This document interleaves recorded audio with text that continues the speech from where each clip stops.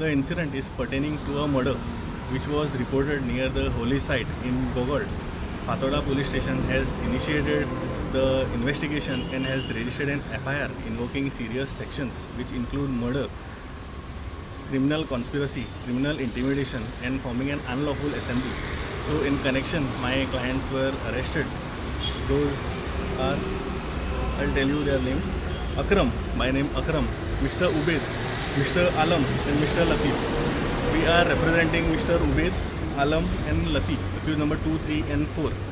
So they were taken into custody yesterday, they were arrested, and today they have been produced before the learned JMFC for remand.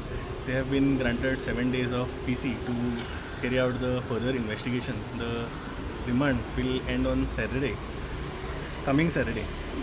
My clients are cooperating fully with the investigation, and they are positive and they affirm that they are innocent towards the sections and the charges levied against them. And at this stage, it would not be appropriate to discuss the merits or the incident or the prosecution's version. And yes, the case is sub judice and it would not be appropriate to discuss in the media. Thank you.